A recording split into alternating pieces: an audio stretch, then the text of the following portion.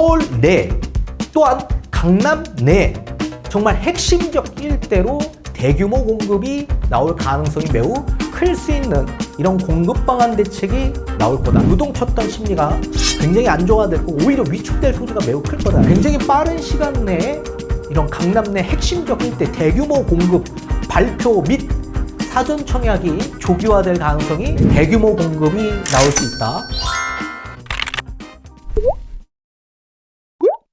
네, 안녕하세요. 반갑습니다. 이경민의 부동산 하이킥의 이경민입니다. 자, 오늘 시간은 이재명 정부의 첫 번째 강력한 부동산 공급 방안 대책은 어떤 것들이 담겨져 발표될 수 있을지 알아보고 예측해보는 시간을 가져보도록 하겠습니다. 자, 우선 서울 같은 지역 일대는 공급 부족 현상으로 집값 상승으로 이어질 수 있다라는 인식 그리고 심리가 크게 자극되던 시장이었습니다. 이재명 정부도 그 부분을 이미 인지하고 파악하고 있는 것으로 보여지고 있습니다. 그렇기 때문에 추가적인 여러 부동산 정책안들이 발표될 가능성이 있을 텐데, 우선 6월 27일 수요를 억제하는 금융정책이 먼저 발표된 바 있었습니다. 자, 이미 오래전부터 이제 수요를 억제할 수 있는 금융규제가 본격화될 수 있다고 했는데 6월 27일에서 끝나는 게 아니라 추가적인 여러 수요를 억제하는 정책안들이 계속적으로 발표될 수 있을 거다라고 저저번 시간에 강의 영상을 통해 말씀을 전달해 드려왔었습니다. 그리고 두 번째는 실제로 이 공급 부족을 해소시키기 위한 목적에서는 공급을 확대시켜야 되는데, 자, 이 공급을 어디서 확대시킬 거냐? 유통매물에서 확대시킬 거다. 그 유통매물은 다주택자들의 매도 물량을 출회시켜서 유통매물을 확대시키는 그런 방안이 담겨져 있는 대책이 발표될 거다, 이렇게 설명해 드린 바 있었습니다. 따라서 다주택자의 세제 혜택을 조기 종료시켜서 매물을 출회할 수 있는 그런 대책이 나올 거다. 이건 저번 시간에 말씀을 도와드렸던 내용이었습니다. 우리가 공급 부족 현상, 이 공급이라는 걸 신규 아파트 입주 물량만 공급이라고 생각하시는 분들이 굉장히 많이 계십니다. 제가 정말 수차례 여러 번 설명해 드렸죠. 자, 입주 물량만 공급이 아니라 매도 물량 또한 공급 물량이다. 그런데 우리가 실제로 거래하는 데 있어서 신축 아파트 거래하는 비중이 극히 드물죠. 자, 보통 서울 내 신축 아파트 대부분은 원조합원들이 본인이 직접 전입하는 물량이 대부분입니다. 그리고 분양 물량 또한 또 입주권 물량에서도 간간히 매도 물량이 나오는 경우가 있는데 극히 드물죠. 그래서 대부분의 물량은 우리가 살고 있는 기축 아파트 거래에서 대부분 물량들이 나오고 있습니다. 그래서 가장 중요한 게 신축 아파트 물량이 아니라 기축 아파트의 물량이 가장 중요하다. 그래서 기축 아파트에 포커스를 맞출 가능성이 매우 클 거다, 이렇게 보고 있고요. 또 세 번째는 실질적 공급을 확대시켜주는 공급 방안 대책이 나올 가능성이 매우 클 수밖에 없을 겁니다.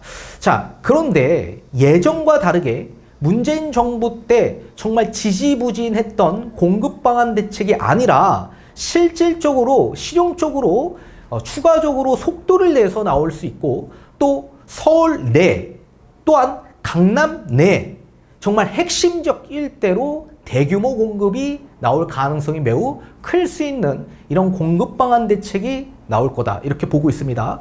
자, 지금 당장 입주할 수 있는 물량은 극히 드뭅니다. 당연한 거죠. 지금 당장 입주를 하지 않더라도 모든 수요에게 시그널만 줘도, 그것도 강력한 시그널만 줘도요, 수요 심리는 크게 위축될 수밖에 없습니다. 그래서 지금의 이 변동성이 심하고 자극되던 심리를 안정시키고 진정시키고 또 여기에 더욱더 위축시킬 수 있는 공급 방안 대책이 나올 수 있을 텐데, 오늘 그 부분을 여러분들에게 말씀해 드리는 시간을 가져보도록 하겠습니다. 자, 우선 총 7가지의 공급 방안 대책이 담겨져 발표가 될 수 있을 텐데, 첫 번째, 3기 신도시에 대한 부분, 이 속도를 제고하는 방향, 본청약을 실시하고 착공 물량을 확대시킬 수 있는 그런 방안 대책이 담겨져 발표될 가능성이 매우 클 거라고 보여집니다.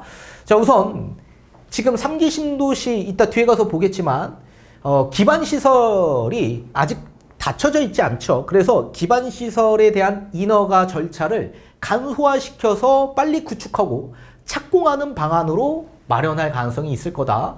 또한 공장이나 군부대 이전에 대한 문제가 3기 신도시 안에서 굉장히 많이 있습니다. 그래서 이 부분을 정부가 나서서 직접적으로 푸는, 그리고 속도를 제고할 수 있는 방안으로 갈 수 있을 거고요. 또한 용적률 상향 조치를 통해서 세대수를 훨씬 더 확대시킬 수 있는 그런 방안 조치가 담겨져 나올 가능성이 매우 클 거라고 보여집니다. 자, 우선 3기 신도시를 보게 되면 크게 5군데가 있죠. 지금 현재 추진 단계 및 속도를 보게 되면 인천 계양지구는 총 약 1만 7천호 정도를 공급할 예정이었습니다. 그런데 24년 9월 본 청약이 이미 일부 완료가 되었고요. 착공 중에 있는 상황입니다. 1,300호 정도가 되는데 토지 보상은 완료됐고 26년 하반기 입주 예정에 있는 상태입니다. 자, 17,000호 가운데 1,300세대 정도만 먼저 이제 본청약이 들어간 겁니다. 그래서 앞으로는 본청약을 더욱더 확대해서 조기화시킬 가능성이 매우 클 거다. 그리고 착공 속도를 제고시킬 거다. 그렇게 보여지고 있습니다. 그리고 부천 대장지구가 있는데 19,000호 정도가 됩니다. 25년 4월 달에 마찬가지 본청약 약 2,000호 정도가 일부 완료가 됐고 착공 중에 있습니다. 토지 보상은 연내 완료될 예정에 있고 27년 입주 예정에 있습니다. 또 고양시 창릉지구 38,000호 정도가 되는데 25년 1월 본청약 약 1,800호 정도가 일부 완료가 됐고 착공 중에 있고 토지 보상도 연내 완료 예정이고 28년 입주 예정입니다. 하남 교산지구도 입주가 굉장히 좋죠. 입지가 37,000호 정도로 이제 공급 발표가 나왔는데 25년 3월 달에 본청약 약 1,100호 정도가 일부 완료가 됐고 착공 중에 있고 토지 보상은 완료된 상황이고 28년 하반기 입주 예정에 있습니다. 그리고 3기 신도시 가운데서도 속도가 가장 늦은 지역이 있습니다. 남양주 왕숙지구죠. 면적이 굉장히 크죠. 그래서 왕숙 1, 왕숙 2지구로 나눠져 있기 때문에 약 7만 5천호 정도로 구성되어 있고 25년 하반기 본청약 예정 및 착공은 이미 시작된 상황입니다. 일부. 그리고 토지 보상은 연내 완료된 상황이고 28년 입주 예정에 있습니다. 그래서 지금 현재 추진 단계가 대부분이 본청약을 이미 시작한 상황인데 원래 예정한 것보다 당연히 일부 먼저 본청약이 진행이 되고 착공이 일부 진행되고 있다. 그래서 추가적으로 본청약을 시작하고 또 착공을 시작하는 그런 단계로 접어들 가능성이 매우 클 거다. 이렇게 보여지고 있습니다. 또한 3기 신도시도 발표를 했지만 추가적으로 문재인 정부 때 21년도 8.4대책 여기에서 확장지역 발표를 한 바 있었습니다. 이 지역 일대도 지금은 현재 입지조사 개발 구상만 되어 있는 상태고 아직까지 지구 지정이 되어 있지 않은 상황에서 토지거래 허가구역으로 묶여있는 지역들이 많이 있습니다. 그래서 이런 지역을 추가적으로 발표할 가능성이 매우 클 수 있다. 자, 우선 광명시흥 지역 일대 6만 7천호 정도가 이미 문재인 정부 때 발표된 바 있었고요. 의왕, 군포, 안산 지역 4만 1천호 정도, 또 화성, 진안 2만 9천호 정도, 인천 9월 2지구, 화성, 봉담 3지구, 남양주, 진건, 양주, 장흥, 구리, 교문 등 총 10군데 정도로 총 14만 호 정도 공급 발표를 한 바 있었는데 아직 아무것도 된 게 없습니다. 그래서 제가 봤을 때 요번에 이재명 정부는 이미 입지조사가 끝났고 개발 구상이 되어 있는 상태이기 때문에 발표를 할 가능성이 있는데 발표 시점에서 한 3개월 뒤 정도에 지구지정 발표가 추가적으로 나올 가능성이 저는 매우 높다라고 생각을 합니다. 그 가운데서 속도가 빨리 제고될 수 있는 지역 일대는 광명, 시흥, 의왕, 군포, 안산, 화성, 진안, 그리고 화성, 봉담 3지구 정도 수준일 거라고 보여집니다. 지자체 협조도 조금 다른 지역보다 수월하고요. 또 GTX 같은 교통 편의가 확충된 지역 일대들이 있기 때문에, 그리고 주변에 신도시들이 먼저 입주를 해서 다져져 있는 지역, 인접되어 있는 지역들이기 때문에 먼저 지구지정으로 발표될 가능성이 매우 클 거라고 보여지고 있습니다. 근데 중요한 건 지구 지정만 되는 게 아니라 실질적으로 청약을 기다리는 수요한테 체감을 줘야 됩니다. 그 체감은 사전 청약이죠. 자, 사전 청약이라는 건 본 청약은 아니지만 우선적으로 청약을 먼저 시행을 해서 공급을 해주겠다라는 시그널을 주는 겁니다. 이 시그널만 주더라도 주택을 구입하려고 했던 사람들도 잠시 관망하고 이 청약을 기다리면서 청약에 도전하는 수요가 훨씬 더 많아짐으로써 수요가 분산되는 효과를 나타낼 수가 있죠. 그래서 사전 청약이 굉장히 중요한 요소가 될 수 있다. 이 사전 청약이 되려면 총 3가지 요건을 충족해야만 합니다. 첫 번째, 그 지역 자체가 지구 지정으로 지정돼야 되고요. 사업계획 승인을 받아야 되고 토지 보상의 착수에 들어가게 되면 사전 청약을 시행할 수가 있는데 지구 지정에서부터 토지 보상 착수까지 보통은 약 한 9개월에서 한 1년 정도 걸립니다. 그래서 아마 연내에는 진행되긴 좀 쉽지 않지만 26년 한 상반기 정도까지는 사전 청약을 빨리 진행한다면 진행할 가능성이 매우 클 수 있다. 저는 그렇게 보여주고 있습니다. 그래서 3기 신도시뿐만 아니라 그 3기 신도시 추가적으로 확장 지역 발표한 바 있는데 그 지역 인근으로 아마 지정될 가능성이 있을 거다. 그렇게 보여주고 있고요. 또 세 번째는 1기 신도시 속도를 제고할 가능성이 있다. 총 30만 호인데 다 전체 되지 않을 겁니다. 굉장히 오랜 시간에 거쳐서 진행이 되겠지만 우선 선도지구 지정이 되었었죠. 13개 단지에 2만 6천 세대가 지정이 됐고요. 기본계획, 기본 방침이 이미 확정된 상황입니다. 그래서 27년 착공 예정이 있고 2030년 입주 예정인데 뭐 제가 봤을 때는 이 선도지구는 좀 조속히 빠른 시일 내에 추진해서 진행되지 않을까 그렇게 생각을 합니다. 이제 중요한 건 다른 지역들이 이제 가장 중요한데 그래서 제가 봤을 땐 2차 지구 추가 지정을 할 가능성이 매우 클 거라고 보여집니다. 그러면서 이제 공급에 대한 시그널을 계속적으로 주는 거죠. 특히 입지가 좋은 분당 지역 일대로. 그래서 용적률도 한 뭐 150% 이상 확대하고 복합 개발을 하고 인허가 신속화하고 또 공공기여금 또 분담금 같은 경우에도 조정을 하는 그런 상황으로 전개될 가능성이 매우 클 거라고 보여주고 있습니다. 이주 부분에 대한 부분이 좀 뭔가 해결이 돼야 되는 상황이 있을 텐데 이주 부분은 아마 이번 정부에서 해결점을 찾고 발표할 가능성이 있을 거다 이렇게 보여주고 있습니다. 자, 그리고 네 번째, 도심 내에 진행되는 사업이 있습니다. 역세권, 중공업 지역, 그리고 노후 저층 주거지 이 지역 일대를 복합으로 아파트, 주거단지를 건설하는 도심복합 사업이 있습니다.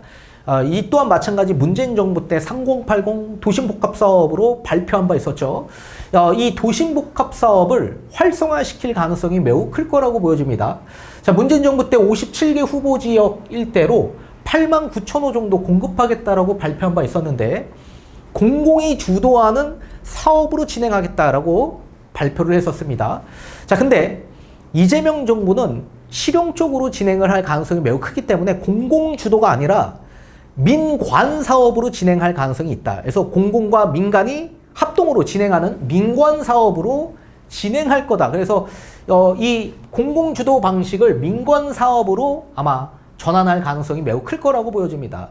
자, 설계 인허가는 공공이 맡아서 진행하는, 그리고 공공이 맡다 보니까 속도를 빨리 낼 수 있죠. 그래서 속도를 제고하고 또 민간 사업, 민간 니츠 자금을 운용하고 출자해서 이용하고 또 민간 시공사들이 참여해서 시공을 할 수 있게끔 속도를 민관 사업으로 맞춰서 제고할 가능성이 있다. 그래서 리츠 신탁사가 참여할 수 있고 우리 역세권 주변 지역 일대를 뭐 3종 주거 지역 일대를 준주거 지역으로 종상향시키고 또 준주거의 최대 상한 용적률이 500%인데 훨씬 더 최대 용적률, 법정을 훨씬 더 넘어서서 최대 용적률 700%로 부여받아서 사업성을 제고시키는 방향으로 갈 가능성이 매우 클 거다. 그렇다면 주민들도 참여 의사가 굉장히 높아질 수 있겠죠. 분담금이 줄어들거나 분담금이 없을 가능성도 있을 수 있기 때문에. 그래서 인허가도 간소화되는 그런 상황으로 주택과 상업이 혼합되는 그런 주택 용지로 활용할 가능성이 매우 클 거다.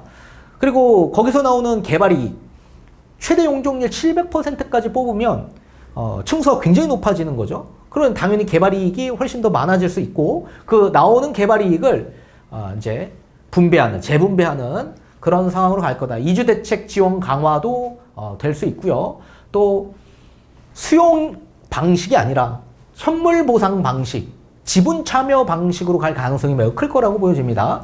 자, 우선적으로 도심 복합 사업의 진행 속도를 한번 보게 되면 우선 방학역 인근의 도심 복합 사업으로 지정한 바 있었고 39층 420세대 두산건설이 이미 착공 예정에 있습니다.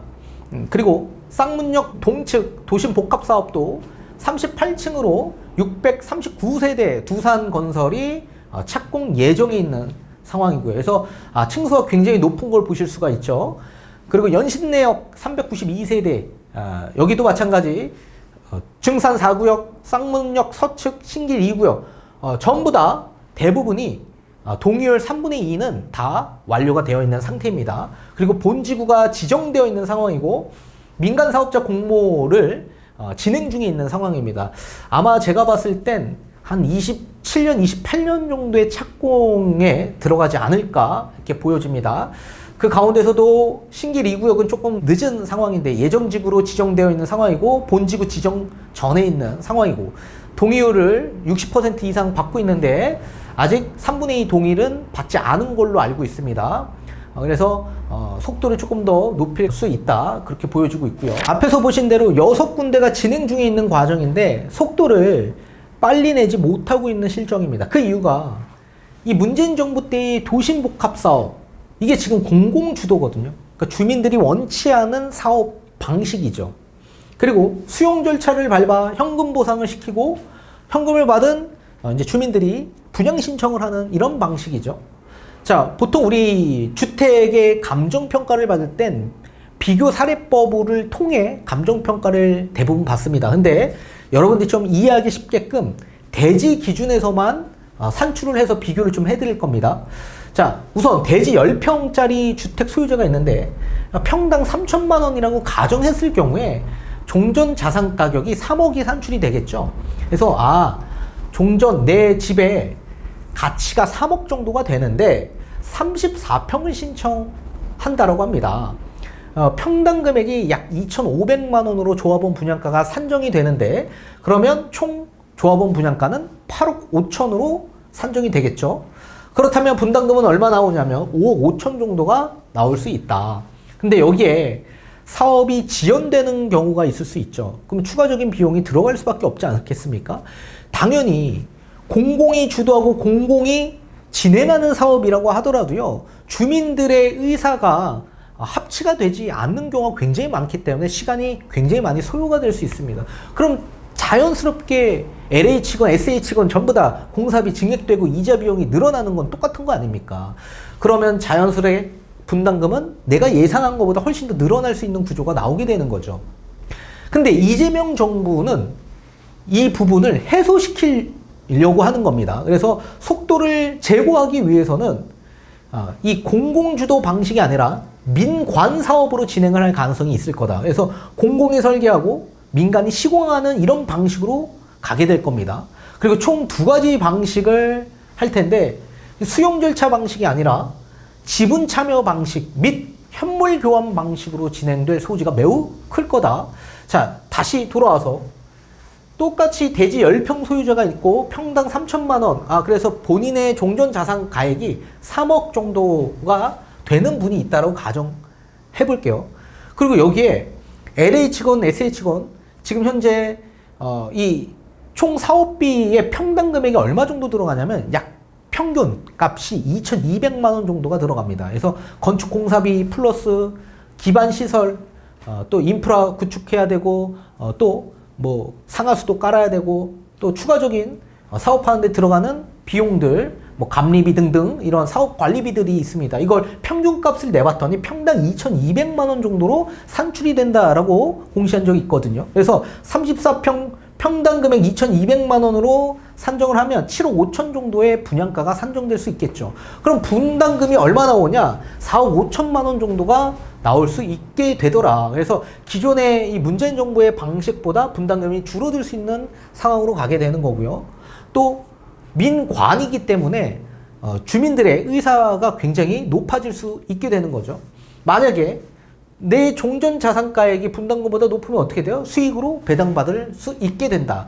또 용적률을 상향 조정해 주는 거 아닙니까? 그래서 앞에서 보신 대로 용적률 700% 아닙니까? 엄청난 용적률이죠. 그러면 당연히 일반 분양 물량이 훨씬 더 증가되는 상황이기 때문에 수익성이 담보될 수 있게 되는 거죠. 그럼 분담금이 더 줄어들 수 있는 구조가 나올 수 있게 되는 겁니다. 그리고 세 번째는 현물 교환 방식으로 진행될 수 있다. 자, 이 현물 방식은 어떤 방식이냐?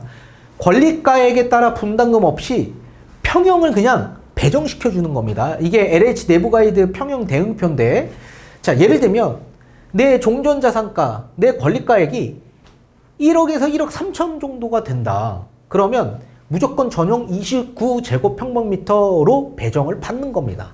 그리고 내 권리가액이 2억 5천에서 3억 정도 된다. 그러면 무조건 5구 타입으로 배정을 받게 되는 겁니다. 그래서 이렇게 권리가액에 따라 분담금 없이 평형 배정을 받는, 그리고 이렇게 받고자 하는 수요가 정말 많거든요. 그래서 이렇게 진행하는 경우도 생겨날 수 있고, 지분 참여 방식으로 갈 수도 있다. 그럼 예를 들면 똑같이 현금 3억이 있는 수요가 있다. 그러면 5구밖에 평형 배정을 못 받잖아요. 그럼 나는 8사로 가고 싶다. 그러면 지분 참여 방식으로 선택을 하게 될 경우에 분담금 좀 납부하고 8사로 신청받을 수 있게 되는 거죠. 그래서 이렇게 지분 참여 방식과 현물 교환 방식을 섞어서 진행할 가능성이 매우 클 거고, 공공이 설계하고 민간이 시공하고, 인허가를 단축시키고 속도를 제고시키고 민간이 아예 시공하게끔 만들고, 또 민간의 PF 그리고 민간에 출자를 해서 진행할 수 있게끔 자금 마련도 충분히 될 수 있게끔 진행할 소지가 매우 클 거다, 이렇게 보고 있습니다. 자, 그리고 다섯 번째, 서울 및 서울 인접지역 일대 그린벨트 해제 발표가 윤석열 정부 때 발표가 됐죠. 작년 8월 8일 공급방안 대책 약 한 8만 호 공급을 하겠다라고 발표를 했는데 5만 호 정도만 일단 발표를 한 바 있었습니다.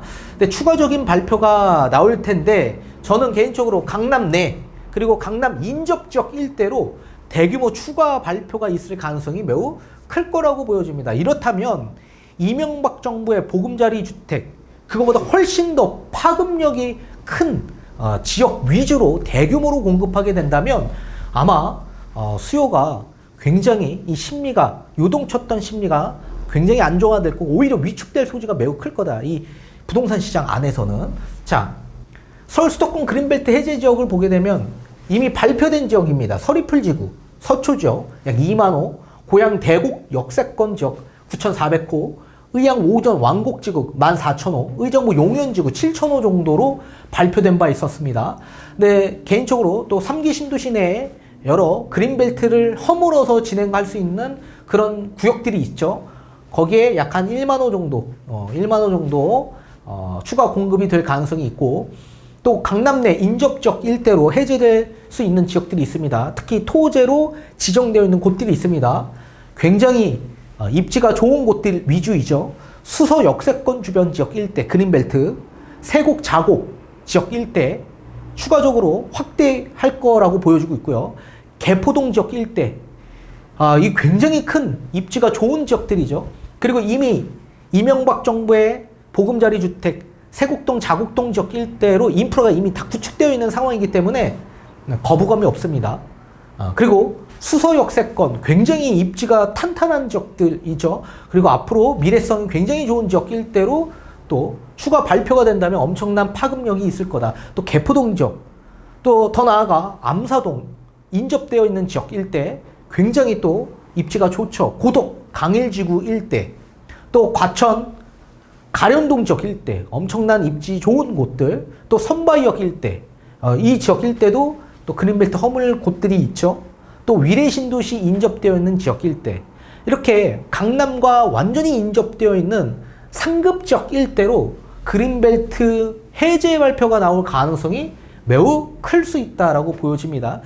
그린벨트를 허물고 제가 봤을 땐 지구 지정을 빠르게 할 가능성이 있습니다. 앞에서 설명한 것처럼 지구 지정을 하고 사업계획 승인받고 토지보상 착수 들어가는 데 있어서 빠르면 9개월 안에 사전 청약을 할 가능성도 있습니다. 그래서 굉장히 빠른 시간 내에 이런 강남 내 핵심 지역 일대 대규모 공급 발표 및 사전 청약이 조기화될 가능성이 클 수 있다. 그러면 심리가 엄청나게 위축될 소지가 매우 클 수 있게 되는 거죠.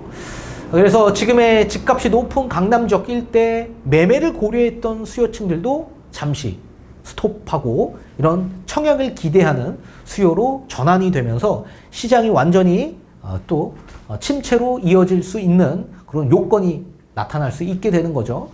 자, 그리고 여섯 번째, 서울 내 대규모, 이 또한 마찬가지 굉장히 큰 공급 확대 방안입니다. 공공부지, 유효부지를 이용하는 방안 대책입니다. 이번에는 민간 사업이 아니라 공공분양, 공공임대를 엄청나게 확대하는 방안인 겁니다. 그래서 사전 청약을 이 또한 마찬가지 조기화시킬 가능성이 있다. 자, 우선 대규모 공공부지, 유효부지 어느 지역이 있는지 한번 보도록 하겠습니다. 우선 지금 진행되고 있는 지역 일대를 보게 되면 서리풀 지역 일대, 지금 복합 개발을 하고 있죠. 서초동 예전 정보사 부지 일대이죠. 민간사업 포스코가 들어가고 있고 250세대 주거단지로 구성되어 있는데 추가적인 상업과 업무 문화가 복합되는 복합 건물입니다. 그 가운데 주거 건물은 250세대 정도 수준이고, 또 창동 역세권 지역 일대, 이 또한 마찬가지 민간은 아니고 민관으로 진행 예정에 있습니다. 그래서 25년 민간사업자 공모 신청, 그리고 인허가 절차 진행 중에 있는 과정이고, 용적률도 최대치 법정 500% 받게 되고, 올해 착공 목표를 갖고 있는 지역이라고 보시면 됩니다. 자, 기존에 이 공공부지, 유효부지를 문재인 정부 때 발표한 바 있었거든요. 근데 그냥 흐지부지 지나가 버렸습니다. 아무것도 되지 않고. 그 이유가 이 공공택지 위주로 발표를 했는데 문재인 정부는 협의 중심으로 간 겁니다. 그러니까 주민들의 반발이 너무 컸고, 또 자연환경에 대한 뭐 이런 단체들의 반발, 또 지자체의 반발, 이런 것들 때문에 그냥 협의하는데 시간 소요가 굉장히 오래 걸렸고, 그러다가 그냥 지지부진하게 그냥 끝나버렸습니다. 근데 이재명 정부는 이렇게 하지 않을 겁니다. 뭐 아시다시피 엄청난 실행력으로 이 정부 집권으로 강행 처리할 가능성이 매우 클 거다. 특히 이게 민간 택지가 아니라 이게 대부분 공공택지입니다. 공공부지이죠. 그렇기 때문에 그냥 강행 처리할 가능성이 매우 클 거다. 다만 거기에 대한 여러 인센티브들을 부여할 가능성이 있겠죠. 이 지역 일대도 마찬가지 용적률을 최대치 뽑아서 사업성을 높이는 방향으로 갈 수 있겠죠. 그래서 토지보상 같은 경우에도 그냥 제가 봤을 땐 감정평가를 어느 정도 높게 책정해줘서 빨리 진행할 가능성이 매우 클 거라고 저는 생각을 합니다. 그리고 수익성을 담보하는 그런 보장을 하면서 속도를 제고하는 방안으로 가게 될 가능성이 매우 클 거다. 자, 서울 내 상급 지역 일대 추가적으로 발표될 지역들이 있을 텐데 어느 지역이 있을지 한번 보도록 하겠습니다. 자, 김포와 인접 지역 일대, 서울 같은 경우에는 공항동, 방화동 이런 지역 일대 지금 고도 제한이 있죠. 그 고도 제한을 완화해주는 방안으로 갈 수 있을 것으로 보여지고 있고, 또 김포공항 바로 인접되어 있는 경기와 인천 지역, 그 지역에 공공부지들이 있습니다.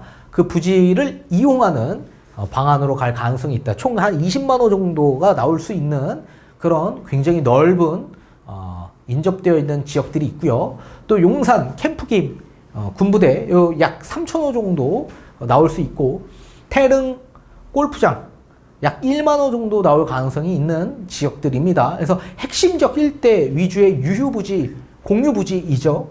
과천 정부청사 약 4,000호 정도, 서울지방조달청 국립외교원 서초 지역 일대죠. 약 1,500호 정도 되고요.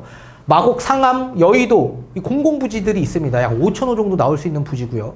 또 상암동의 서부 면허시험장 4,000호 정도 나올 수 있는 부지, 또 철도 차량기지, 뭐 창동 지역 일대도 있고, 또 이문동, 또 여기 신정동, 구로, 또 수색 등등등, 또 용산 지역 일대도 있죠. 그 지역만 보더라도 약 3만 호 이상 나올 수 있는 부지입니다. 그래서 이 철도 차량 기지를 지하화시키거나 아니면 이전시키는 방향으로 그 위에다가 이제 상업시설과 함께 고밀 개발을 할 가능성이 매우 클 수 있다. 그래서 총 3만 호 이상인데 핵심 지역 일대, 용산, 그리고 구로 지역 일대가 약 1만 호 이상 물량 여파가 나올 수 있는 지역들이라고 보여집니다. 또 추가적으로 공용주차장, 군부대 이전 등등으로 이제 추가적인 유휴부지 확대 방안 대책이 또 함께 담겨져서 발표될 소지가 매우 클 거라고 보여집니다. 이런 지역일 때는 유휴부지 및 공공부지이기 때문에 여기도 마찬가지 빠르게 진행할 소지가 매우 클 수 있다. 이렇게 보여지고 있고요. 그래서 공공주도로 가든지 또는 제가 봤을 때 민관으로 갈 가능성이 매우 클 거라고 보여집니다. 그래서 민관 사업으로 가게 되면 속도를 또 제고할 가능성이 있다. 자, 그리고 마지막 7번째, 서울 도심 내에 실질적 공급, 민간 사업의 공급을 확대시키는 방안이죠. 재건축 재개발 확대 방안. 근데 제가 봤을 때 재건축 규제를 완화해 주긴 어렵습니다. 재건축 규제를 완화하는 순간 또 재건축의 물량이 감소될 가능성이 있겠죠. 물량을 출회시켜야 되는데 오히려 개발 기대감 때문에 걷어들이는 물량 때문에 유통 매물이 확대되지 못하는 상황으로 갈 수 있을 겁니다. 그리고 또 호가를 높일 수 있는 상황도 나올 수 있겠죠. 그래서 제가 봤을 땐 재건축은 활발히 추진하기가 어려운 상황일 거고 재개발 추진 속도를 높일 가능성이 매우 클 거라고 보여집니다. 다만 재개발 가운데서도 여러 정비 사업들이 있는데 속도를 빨리 낼 수 있는 정비 사업, 특히 소규모 주택으로 진행되는 사업이죠. 이 가로주택 정비 사업을 활성화시킬 가능성이 매우 클 거라고 보여집니다. 그래서 동의율을 최대한 빨리 얻을 수 있는 그런 사업은 소규모 사업이죠. 특히 빈집 및 이 소규모 주택에 관한 특례법에 적용받는 주택, 가로주택 정비 사업, 이걸 우리는 모아주택이라고 지칭을 하고요. 이 모아주택들이 모여서 타운을 만든 걸 모아타운이라고 하죠. 그래서 모아주택, 모아타운, 이런 소규모 주택 사업을 활성화시킬 가능성이 있고요. 또 공공재개발도 마찬가지 빠르게 추진할 가능성이 있을 거다. 이 또한 공공주도 방식이 아니라 공공과 민간이 출자해서 만드는, 공공이 기획하고 민간 시행하는 이런 방식으로 전환해서 진행할 소지가 매우 크게 될 거다라고 보여집니다. 자, 서울 도심 내 모아타운 총 111군데 발표를 했고요. 22년 4월 달에 처음 발표를 했습니다. 24년 5월까지 발표를 했는데, 뭐 추가적으로 이제 계속 공모는 받고는 있지만 노후도 충족이 돼야만 합니다. 그래서 이제 추가적으로 선정되기는 쉽지 않을 거다 이렇게 보고 있고, 요 지정된 곳 가운데에서 속도를 빨리 높여야 될 것 같습니다. 우선 구이동 작년 착공에 들어갔고, 번동 코로하늘채도 착공 들어갔고, 면목동 대림 이편안도 이제 올해 하반기에 착공 예정에 있는 상황이고, 통합심의 통과된 곳이 14군데 정도가 있습니다. 모아타운으로. 그리고 조합 설립 인가가 난 모아주택 가운데서는 162개 사업지 33,000세대 정도가 될 거다. 그래서 이렇게 소규모로 가거나 이 소규모들이 모여서 타운을 만드는 모아타운으로 진행을 하거나 이렇게 속도를 높일 가능성이 매우 클 거다. 그래서 패스트 트랙을 확대하고, 그리고 소규모 정비, 융자 지원을 하는 방식, 설계와 용역비, 주민들이 거의 이 자금을 모으기가 쉽지 않거든요. 그래서 이거를 지원하는 방식으로 가거나 SH공사가 선제 개입을 해서 설계하고 또 그렇게 추진하는 방식으로 갈 가능성이 있을 거다. 그리고 민간 이런 시공사로 넘기는 방식으로 갈 수 있다. 이렇게 보여집니다. 자, 따라서 이재명 정부의 이런 공급 방안 대책 전망에 대해서 말씀을 해드렸는데, 대규모 공급이 나올 수 있다.